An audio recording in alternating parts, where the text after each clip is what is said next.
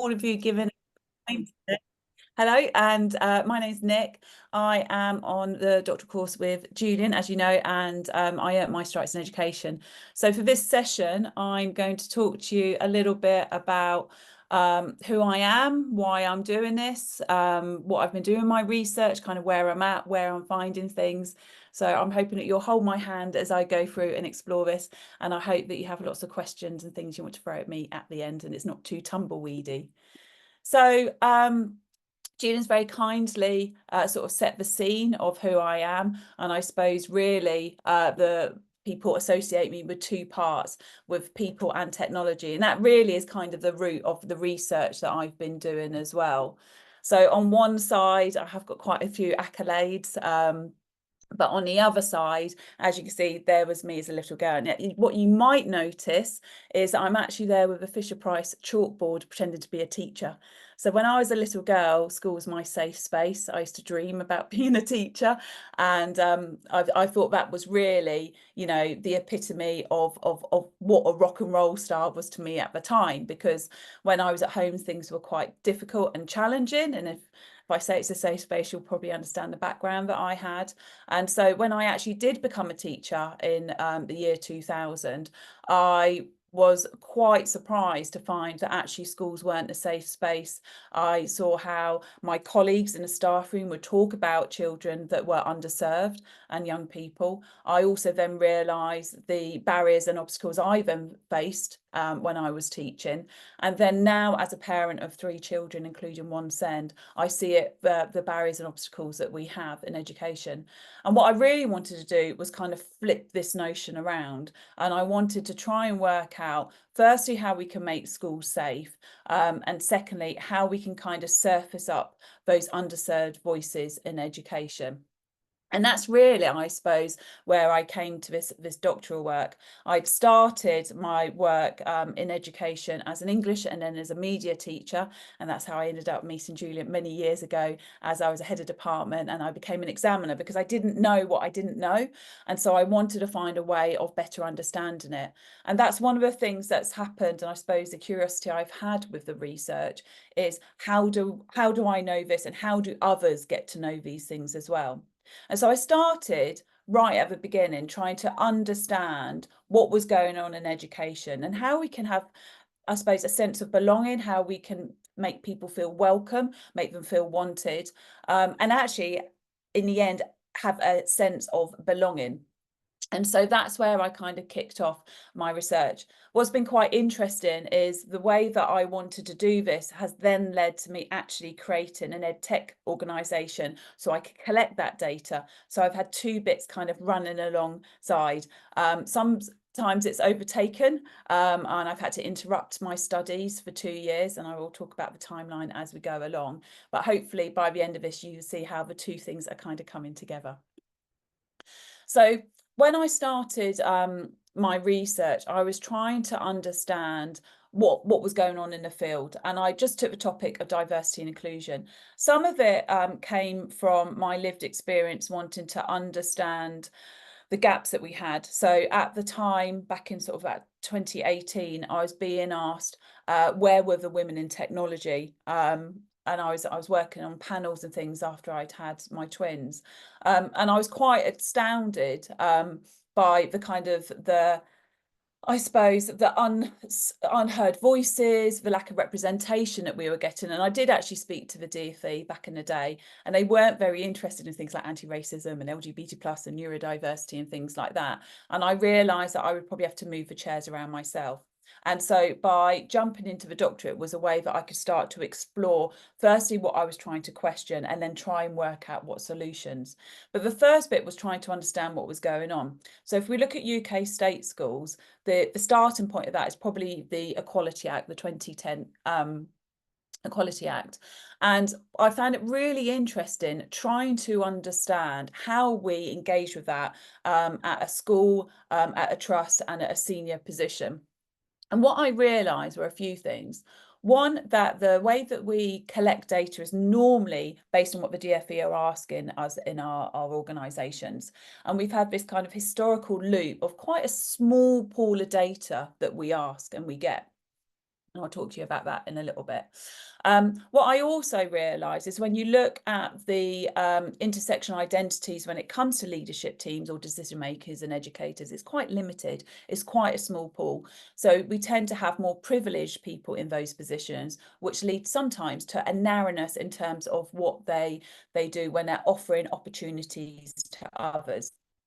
And so when I started to look at my literature review and started to try and understand what was going on in this country opposed with other countries, I noticed actually there are a lot of similarities at the way that we work in education. And it was almost a bit of a wild west. No one was really kind of looking at the ways that, one, we could kind of measure this, and two, we could use those measurements going forward, which made me start to question how we look at inclusion in education as a whole. And actually, when we look at things like the historical research when it comes to engaging boys in literacy, which is interesting for me as an English teacher, or we're looking at, for example, girls going into STEM, when you look for the previous decades, there's not that much change. So a lot of initiatives happen, a lot of money goes into this, a lot of time goes into this in education. And yet, when you take a school or a trust context by context, things aren't really changing. And so I wanted to look at a way that we could kind of move away from that. And I've been interested in that psychological safe space. So not only when I started teaching did the Google browser came in, I saw that initial jump around technology. I saw it again when the whiteboards come in, and I'm seeing it now with the use of AI in schools. And one of the things that I like to look at when we bring in education is how we integrate that seamlessly so it's not a bolt-on. And I really do see technology as an equalizer and to open up opportunities to others. So once I'd worked in education for about a decade as an advanced skills teacher and senior leader, I had to come out. My oldest son had needs, and I was told I couldn't be on site if I couldn't I couldn't be a senior leader if I wasn't on site 5 days a week. And so I worked for an educational charity. Now, what they were doing, they were also working on whole school improvement, but also looking at how they gathered data. And the way they did this was through traditional focus groups and interviews. And what I realised when I went into those sessions, when I came out of them, I would be told, well, I couldn't say that because my line manager was in the room, or I'm not going to say that because I hate my teacher, or I can't say that because I'm worried about consequences for my children. So I realised that actually even the data that we get in education, it isn't reliable, it isn't robust, and we needed to look at another way of doing it. The other bit, that knowledge piece that I wanted to seek out as well. So how do we get that expertise?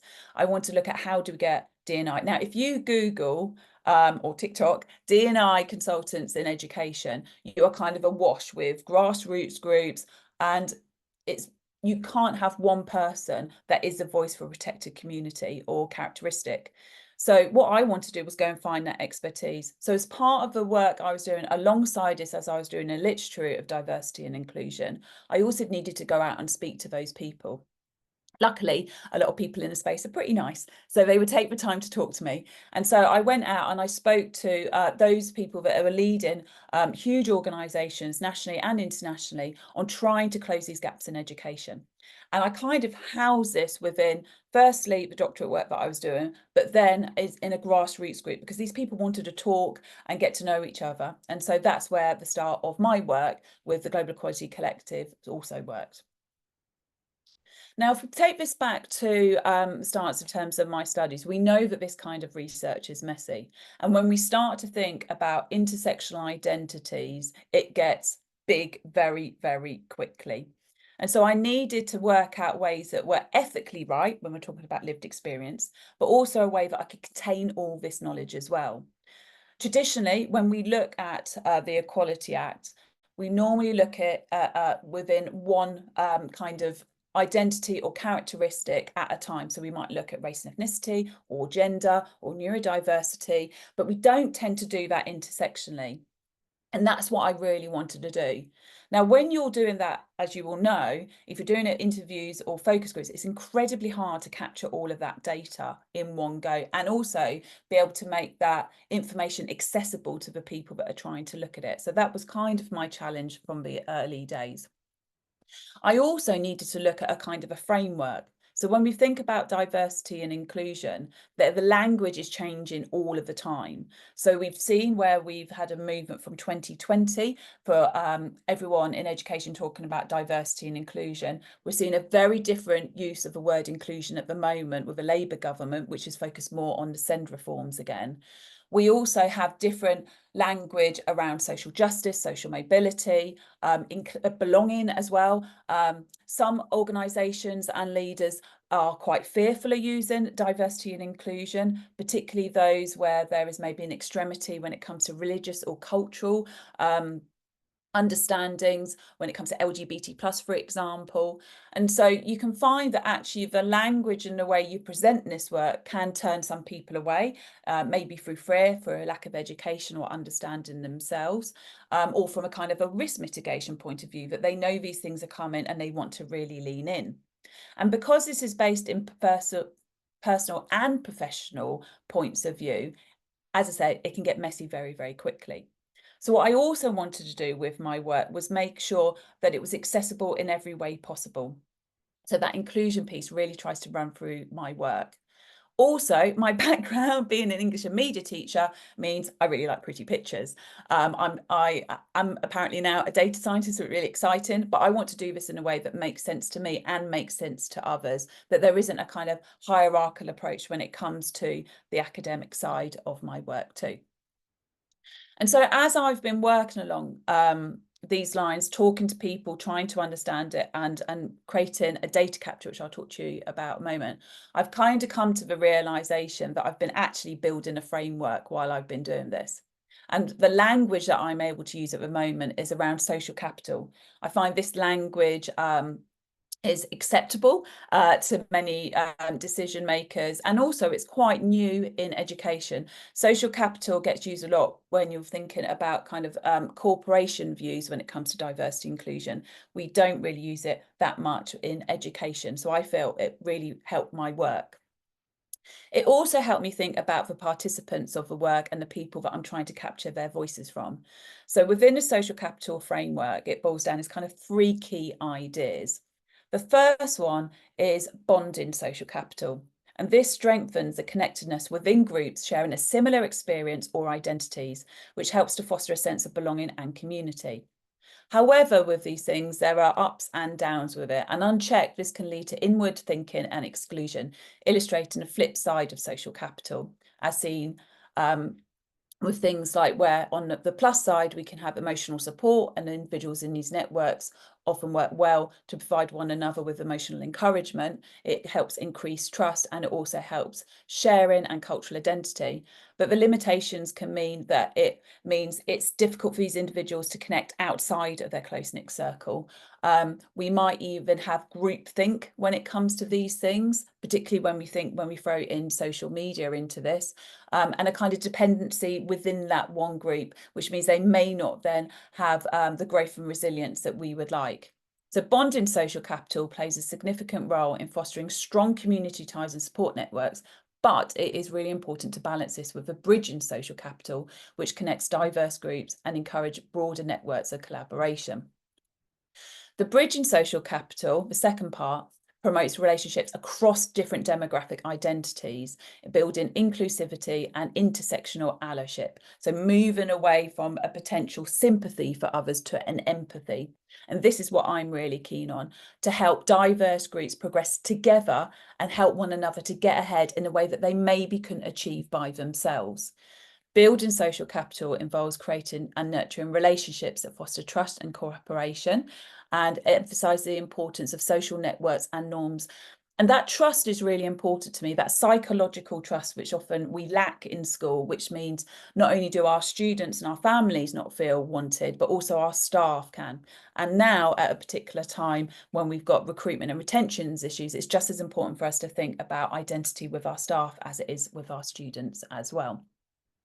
So to build this kind of social capital effectively, there's a couple of different approaches.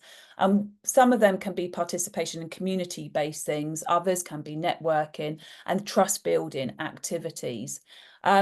What I was really interested in when it came to that bridging is in schools, we do tend to look at different groups. So for students, we might look at free school meals or pupil premium or gender, for example. But we're not always very good at aligning that intersectional look in school. And I believe part of a problem is due because we don't always think about this in a linking way when it comes to social capital. So social capital and the linking element navigates really on the hierarchical powers and the dynamics within an organisation. So this is more from the leadership view, looking at that bridging and bonding. And this is essential for building supportive and empowered school communities where the control is balanced. And again, there's that empathy and that opportunity, which I so want to see more in schools. And while this sort of the bonding social capital with those kind of close-knit groups is important, it is insufficient by itself to thrive. In fact, schools that rely solely on this without linking social capital often experience negative outcomes. And so what I want to do when I started to look at this is look at how can we bring school leaders in the first place? Not only are the ones that make it happen, but they really need to understand that it's important, not just in terms of, you know, let's tick some boxes and get some awareness days happening, which we quite often see in October, but also how do we build this going forwards? How can we help our individuals and groups to access resources and opportunities and support beyond their immediate circles? How can we challenge traditional concepts of working with groups and look at how we can cross hierarchical institutional boundaries with this as well? So that's the kind of background of what I wanted to kind of look at and come to. And so that's what my presentation, I suppose, to the world has been with the Global Equality Collective, which is two parts, just like I am. So the people, so that's our collective of experts, and then also the platform. And the platform has been my way of building a data hub because it didn't exist. So when I started to do the literature review and started to look at how we collect intersectional data in education, I found that we didn't do it. I found that we tended to use quite traditional approaches, as I said, with single pathways when it came to gathering information and data. And I really wanted a way that we could do it that would cross that. It didn't exist. So I basically, the short version, as I started to ask people for help, and I got funding to build the GC platform. Now, the GC platform, the way that it works is it allowed me to go to school leaders and collect voices at scale. And the way that this has been presented to them is around a concept which is more called hyperdiversity. So that is your demographic identities, that's your cognitive neurodiversity, that's your cultural capital, because I also wanted to collect socioeconomic status. I can't believe that in the state education system we don't collect that data, but I do. And then also biodiversity, because if you start to talk about social mobility and social justice, you tend to then, the Venn diagram starts to open out to talk about global citizenship and sustainability. So I wanted to capture all of that data. So to date, we have over 400 individuals and organisations. They also help in terms of the surveys that I've produced. So they have QA'd them all. They have helped with the lived experience in education, and they have also provided content and next steps. But underpinning everything that I've done is that 360 on putting the people first and trying to understand with a sensitivity about how the participants have an experience of sharing their information and getting their information as well. So that's been built into the work. So the way that I did this is I started to get the platform out there so I could start to survey school leaders and staff. And then I was able to then go back after interrupting 2 years and carry on with my doctoral studies. So at that point, I was then able to do my pilot study and start to speak to school leaders that had used the platform. The way that I wanted to do this was understand the different kinds of methods of really understanding how to get school leaders not only to open up to the idea that you can measure inclusion, but the other end of it as well is then what happens next. So really trying to understand their role in it. And so I wanted to do lots of different ways that would kind of meet them where they were at. So I tried to use familiar technology. So the surveys that I used were actually G-forms. which was a slightly different way of doing it, but I wanted them to feel that they were in a psychologically safe space. They were very familiar. In fact, some of them actually ran Google Schools, so they really understood and felt very calm. There wasn't a barrier with them doing the surveys. I wanted them to understand the intersectional lived experience. So the way that I did this was an individual questionnaire that they did by themselves, an online one, and then I got them together for a group where they could bounce ideas off of one another. And they were all chosen because they came from different age phases and had different lived experiences as well. So it was interesting to me to see how they learned from one another in that space, but also trying to understand where personal and professional came into that as well. And really understanding where the participants are have been really important to me. So when I've been developing the platform, I've worked with those stakeholders as we've gone along. So I worked on the staff survey. I worked with a couple of other universities, clinical psychologists, as well as school leaders and organisations like the Institute of School Business Leaders. And then the student survey, when I designed that, I also worked with Goldsmiths. I did an extended piece with their early years. And I worked with 50 schools. I brought in 50 schools, their student councils and children's parliaments to work with me, not just on the survey design, but also then with the developers as well. So we've even considered like how the buttons look like bubble wrap. So people want to keep pressing them, which means that they complete a survey, which means you get robust data. So each element's kind of been considered. The ethical stance has been something that I've really enjoyed looking at from every which way, because not only when it comes to collecting data, but collecting the data of underserved people, there's been huge implications for how we can look at that. And so I've also tried to mix it up with qualitative and quantitative data collections, basically going as big as I can, and trialing each stage as I can with different people along the way as well. What's been really interesting then is then starting to look at schools and how they collect data, and even a simple element like consent, for example. So when we look at a lot of surveys in schools where students would sign into it, they will do it when they've got an email. They can be tracked and surveilled the whole time when they're inputting data, which a school owns, which can create barriers for young people. So what I've done in the first place is made the surveys for staff and students anonymous. This means that they have a sense of confidence going in, that they don't feel that they're going to be attacked if they say how they feel, which creates more reliable data, as you can imagine. But I've also had to look at how we look at things like GDPR. The sharing of data, how that's housed, the transparency of where data is kept for our participants, and making sure there's a really clear timeline. We realised quite early on with the student surveys that students aren't often asked to consent to do surveys. We put out a survey like we would a quiz in education. And so what I wanted to do was build that in. So we have, again, a nice big button that says, I'm happy to complete this. So it's been lots of learnings along the way. The pilot study was quite a small one, but they were all school leaders that had obviously used the platform and had experience of that. And as I said, we did an individual survey and then did an online focus group. I was able to also use in some of the EdTech tools like Mirrorboard and the text that I would normally use, like developing technology. I was able to use that with the school leaders. Some of that was for the first time as well. And I basically tweaked the research questions so I could make sure that it was really clear and in line with the work that I was asking in terms of what the perspective on their own lived experience, that personal side was, and then relating it to their leadership position and how they thought their leadership position affected their decisions. And a lot of that came from the early days when I was working, when I realised very quickly that actually the attitudes and values that leaders have impact on the decisions and then the experiences. So if we can kind of go back through that route and look at the attitudes and values of our leaders, that then can change decisions, which means it can impact the experiences of stakeholders in a completely different way.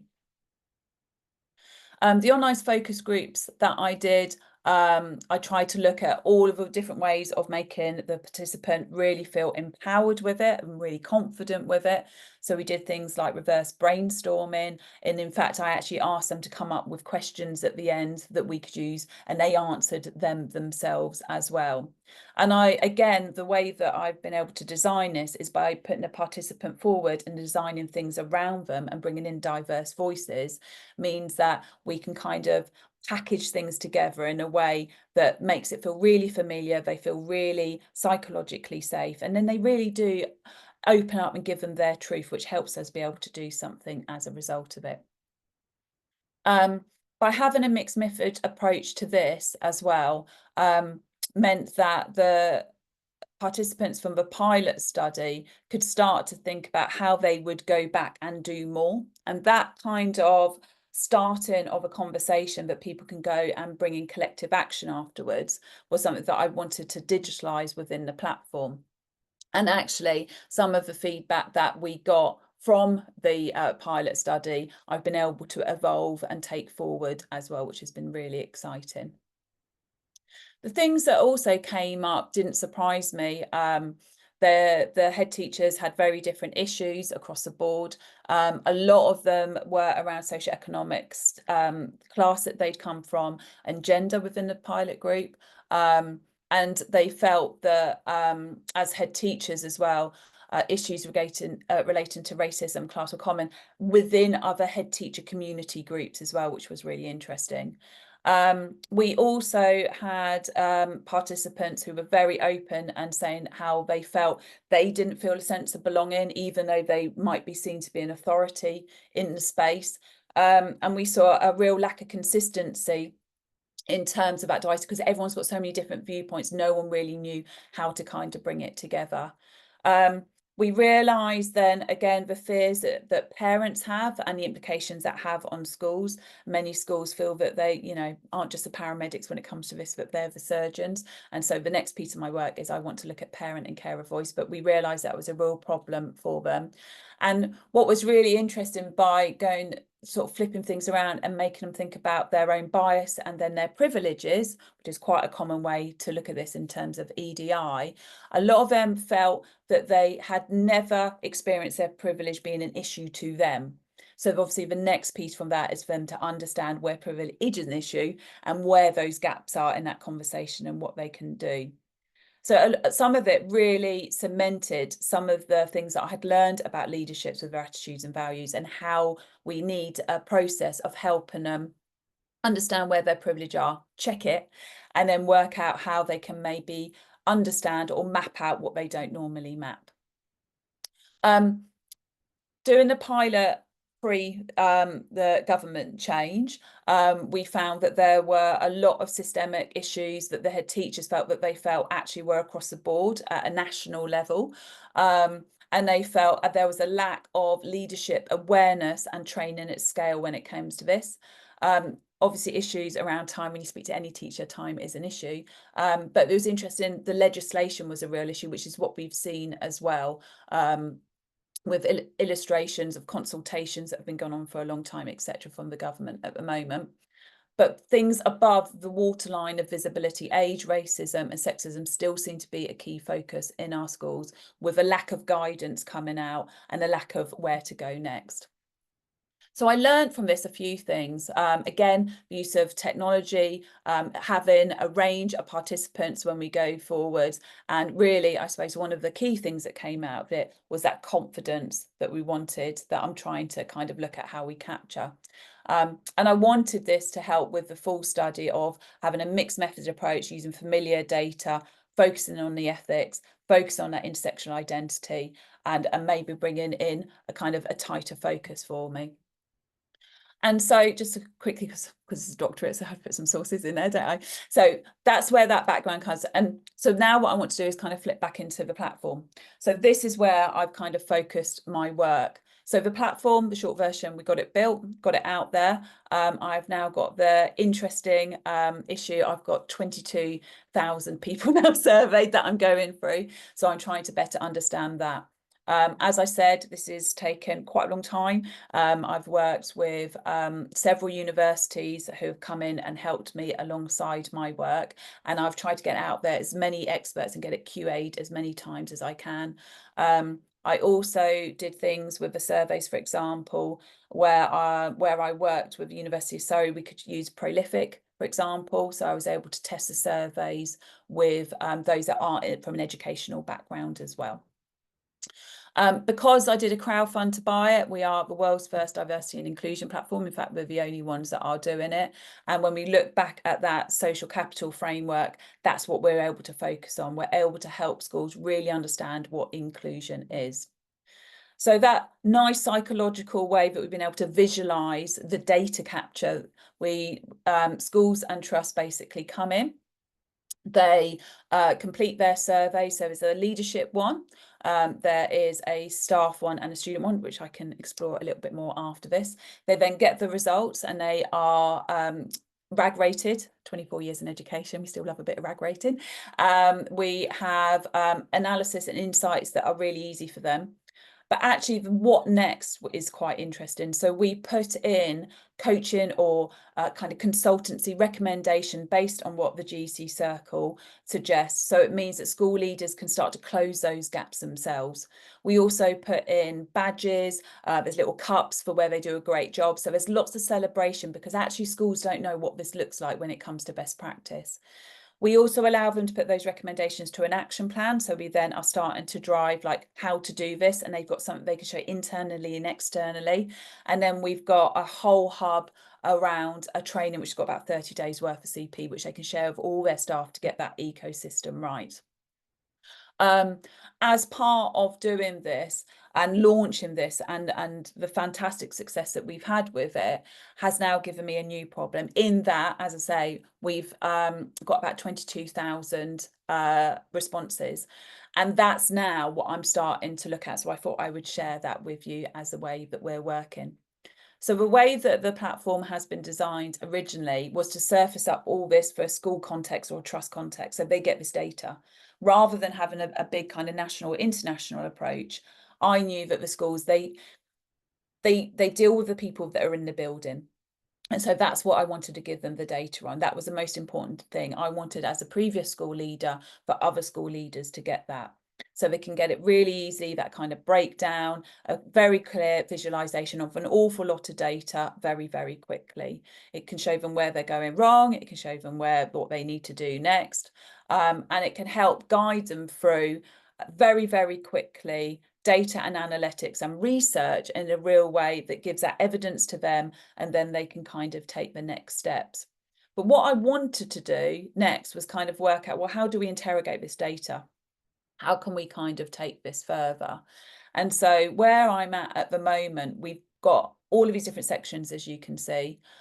We've got all of these different demographics, which are kind of growing all the time, and we can look at all of that intersectionally.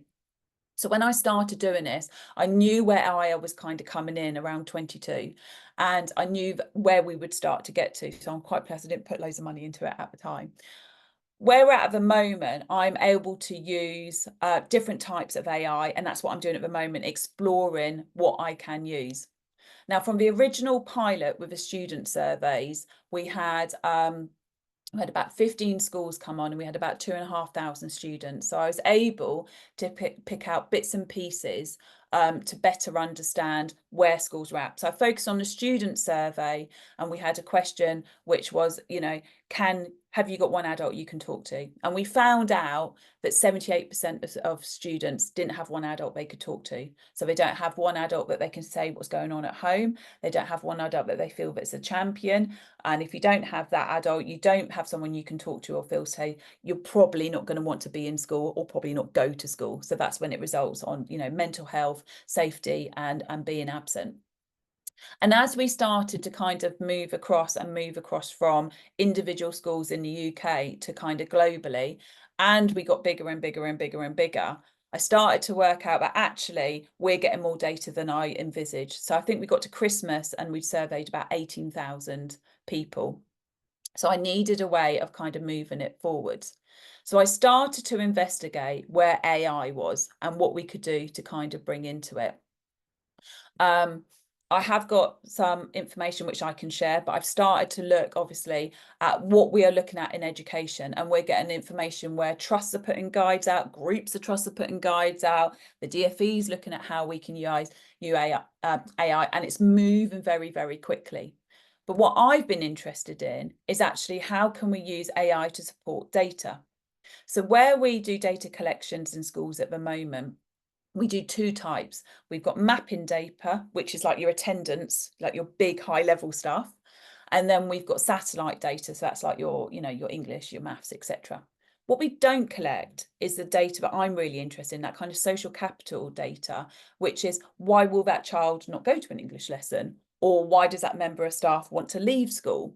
And so that's what I've been trying to design and look at and bring that in. And having a large language model that can actually look at 22,000 comments, for example, or 1.2 million rows of data, which is what we've got, has been a really exciting move forward for me.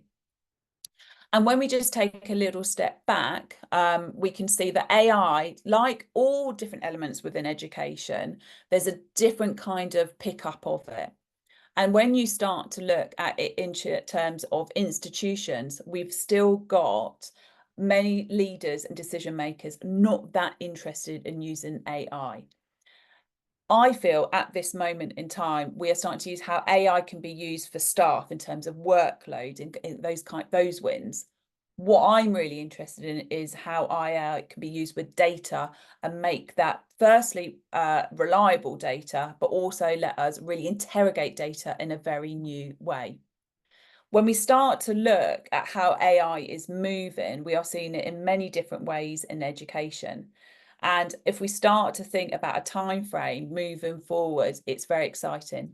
In fact, I asked AI where they thought we would be in 5 years. So ChatGPT felt there would be a full integration of AI in the curriculum, that we would have AI-powered holistic assessments with traditional exam formats being supplemented and changed, and we would have AI very much embedded within teacher support and CPD. We would also see twin learning environments with virtual schools as well as our on-site ones. When we start to move to 10 years in the future and we think about the use of AI, we are starting to see that every student will have an AI-powered personal learning assistant. We're starting to see that AI analytics will inform strategic decisions about resource allocation, teaching methods, student outcomes. And data in AI systems will not just support things like attendance, but it will be able to pick up who we think isn't going to attend or where we think an exclusion might need to happen, example. So that's where we're moving, I think, and I think that could be very exciting. So what I've done is I've partnered with an organisation to help me understand this. I've got an AI expert who's actually works in an international school in Korea, and he's helping me interrogate that data because it's too big. And I thought I'd show you just very quickly before I finish up how we've started to look at Power BI in terms of the data. I don't know about you, but this makes my eyes want to bleed. I still don't really get visualizations like this. And we've run it through lots of different ways, looking at separate kind of categorizations to try and understand it and what we can do to kind of take it forward. And we kind of came to the conclusion quite quickly that actually Power BI isn't powerful enough. It doesn't show us what we need. It's still trying to read between the gaps a little bit more and patch things over, which isn't really what I want to be having. So we've started now to look at how we could do this in our own way and interrogate the data in a very quick way, which I hope leaders will be able to do too. And so I just wanted to share a few of the findings. So what we found from surveying 22,000, it's really interesting. We've got about boys are 30% more likely than girls to strongly agree that they belong in school. So we've seen a lot of initiatives about boys feeling a sense of belonging, which is working, which is great. And that might really surprise some schools where they're focusing a lot of their attention on boys who actually feel quite happy. And as I say, the way this works is the idea that it gives it in a context and we can look at it outside of that. What I did find quite staggering, of the 11,000 students that we surveyed, 50% of girls said they don't enjoy learning at school. So we're still having a kind of issue where we think they're very compliant girls who are coming out with better grades than the boys. They don't actually enjoy it. And I think that was really interesting to kind of work out We can obviously look at that for schools and trusts in terms of, you know, their year groups or the actual demographic breakdown or the intersectional identities there. We do also, we've realised as well that 20%, so 1 in 5 Black and Arab students feel overlooked in key roles. That's really obviously interesting if you're a school leader, because you look at who's your student council, who you're choosing for things, and where you may be making misinformed decisions and missing people out. And interestingly, we had 60% of LGBT plus students who didn't feel the teachers would help them do their best. Interestingly, when you dig into that data a little bit more, they are more likely, LGBT students, to voice up than girls are when there's problems in schools. So the gift of the data keeps coming, which is really exciting. And there are improving times. We've seen that things that white students generally have a more positive perception about having learned about role models. They get more role models that are white, so they feel better about things. We had 35% of boys agreeing they had an adult they could speak honestly to. And white and Asian students are more likely to see themselves represented in teaching staff. So, of course, I could spend a very long time talking about each of those, but I just wanted to give you a snapshot of how much we're getting. Where we're at the moment, I'm now starting to look at individual questions and also experiment with how AI talks back to us. So you can literally put in the information and we get summaries back on, again, all those intersectional demographics that you can see there. We are getting generalizations from the AI where it can kind of put together information for us around that as well. And I'm going to move quickly, so you won't be able to read all this. But the other part is we even get headlines. So it's even able to help with writing reports, doing email titles for me on this data. And so what I'm learning at the moment is not only how we can use AI to help us in an ethical way, but how we can actually give that information back to people in a way that makes sense and that they will be able to use it. So my idea of trying to look at intentional inclusion and creating safe spaces, I've been able to do through the work of the GEC, but actually it's been through the doctoral work that I've done that helped me go on this pathway and realising there was a real lack of things in the system that's helped me to get to where I am, where I'm still exploring what we can do and make it better. So Julian, I'm going to pause for breath. Thank you so much. Biggest compliment I can pay is that I already know obviously quite a lot about this, given that I'm working with you on the doctorate. I've made like 4 pages of notes. So there you go. I learned so many new things. I've got loads of questions myself, but I'm going to, you know, it would be very indulgent of me to ask them as I spend quite a lot of time talking to you about this work anyway. We don't have any questions in the chat, only a compliment from Denise saying that your platform should replace Ofsted. But do we have any questions or comments for Nic before I jump in? You can either type them or you can just appear and speak or raise your Zoom hand.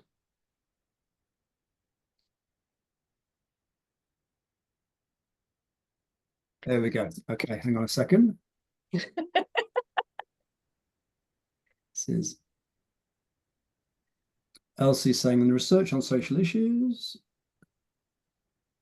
how to do. So okay, so that's a really this is Elsie, one of our MA students, who's kind of raised some really interesting points, but then has said you've answered the question of the subsequent sharing. So it was about how to objectively analyze and distinguish collected data, and then I think what's being said there is that you kind of came to it. Thank you, Elsie. That's some really good observations there. So I think Tilia next with hand up, please. Talia, sorry if I got that wrong. That's all right. Hello. Good afternoon. I just wanted to say thank you. So I'm a fellow doctoral student in the social science, social work arena. Nic, I've taken the liberty to already email you and ask if you want to grab a cup of coffee, either virtual or physical, whatever. I'm looking at connection and perceived psychological safety in children's social care. So I think we may have quite a bit to talk about, and the intersectionality. So I'm looking at social graces in my research. So your take on equality was really fascinating. So thank you. Thank you. Love it. Love to meet you. Yes. Thanks very much. Anybody have a question or a comment, I'm going to ask something otherwise. Hi, Nick. Can I ask questions? Yeah, you, Yeah, and then Michelle after you. Yeah, please go. I'm from the different disciplines, such as my background is computer animation. Before I worked here, such as I get the grant and do research, I avoid such ethic, privacy, or data protection the issue because I only see my all the research outcome and the code is open source on GitHub. So no one challenges this issue. But now I developed another proposal with the other government is focus on mental health care, this issue. So I have to answer the question, how to build up my ethical framework, how to address EDI such as equality, diversity, inclusivity, this issue.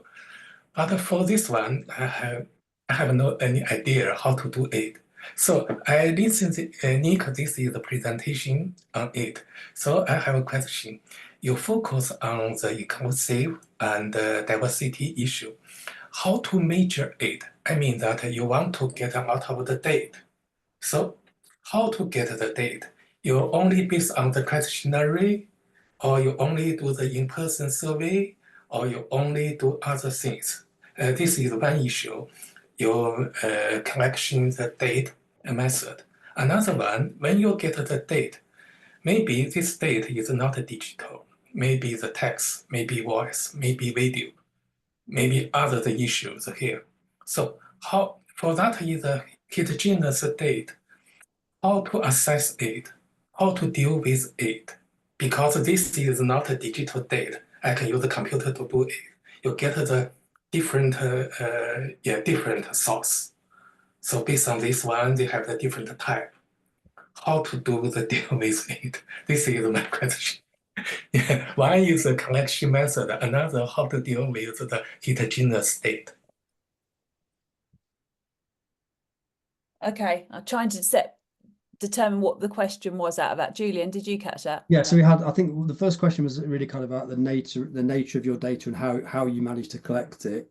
Yeah. Because it's obviously sensitive kind of data. And then the second question was whether all your data is kind of digital or whether you have heterogeneous forms of data. So, spoken data, spoken word interviews. And so how you get the data, this is me really simplifying it, but how you get the data and the nature of the data, I think, is at the heart of those questions. Yeah, good. Thank you. Thank you so much for that. So the way we get the data is schools sign up to a platform, they're called. So they do a leadership assessment, which gives them kind of a 360 on what they think the organisation is doing. So the work that I had done with schools, the leaderships do quite a lot of audits, for example. They're used to kind of getting a badge of being told they're very good. So that's a good way that they normally answer them and say they're really good at something or really terrible. That's generally how kind of those voice things go. That then unlocks a staff survey and then a student survey. So those are shared with just like it's called a magic link. So there's just one thing. So they just jump in and they can answer it. For the student ones, there's no QR code. There's just a link. So a lot of the schools will use that in Teams. They are all anonymous. They are all digitalized. Which means accessibility can be looked at in terms of browser changes, for example. I didn't do, in a pilot study, I did interviews and focus groups, obviously still using technology, but in a Zoom, for example, and I use that to help inform. But with a large data collection, it's been digital and anonymous because of that psychological safety element. I want to kind of unlock what people don't normally say out loud to leaders, so leaders get that information, and we found that that's been the best way. Going forwards, I'm looking at how to also create identifiable surveys. So there will be a choice. Again, there's the ethics around that and a different design, because it's a completely different participant experience doing it when someone can identify you coming out of it. One of the things I haven't said is when we collect the data digitally, what I've done is if you are in a group that there's 6 people or less in a marginalized group, it only surfaces up the macro rather than the micro. So, say religion rather than being Sikh, for example, to protect. So it's all built around protecting the participants. So I hope that answers the first one. Okay. Yeah. Good. Okay. Thank you. Cool. And what was the second question? I've forgotten already. It's about the forms of data. So when Yeah. you have other forms of data in that aren't kind of digitized, so or you're digitizing them yourselves, so interviews, focus groups, other kinds of I think other kinds of data. Yeah. So I haven't, no, not Yeah. at the moment. What I am looking at the moment, there are a range of AI that's being used like in corporations with focus groups and surveys. So I'm looking at how digitally I can collect that as well. Because having that information digitally means we can use that data and surface up that way in a way that is then more accessible going forwards. And it's very scalable, which is what I also wanted for this as well. Thank you. Now we do have a hard kind of cut off at 3 with these talks because we really appreciate speakers giving their time to us, and also people have other things to do. And for some of the people in the call, the students have a timetabled 2 to 3 sessions. So Michelle, I'm going to ask you to ask your question in such a way that Nick can answer it in 2 minutes and something. Okay, I'll try and boil it down. Nick, as usual, your presentations are just amazing. You can tell you're a media teacher by background, but very quickly, just in terms of impact, I just would love to hear like what kind of story or case study stands out of the impact that you've got. Just maybe one example would be great. Thank you. The short one would be one of the leaders that was part of a pilot study. He has now gone from being a head teacher to an executive head teacher in a school. And the focus that they've had by being part of the pilots and their students taking the surveys and things has not only helped with their own sense of belonging as a school, they're actually getting more children and parents subscribe to be in that school when they had before, because that sense of inclusion is so strong. They've really understood the impact of having inclusive attitudes from an ecosystem of staff that then penetrates through to the students, and then obviously makes the families feel really part of that community as well. So it's illustrated by just getting those attitudes and values right, that ripple effect we can have, and that's been, yeah, just amazing. Thank you. Well, and I think your work's brilliant anyway, but you know, that's great. Thank you.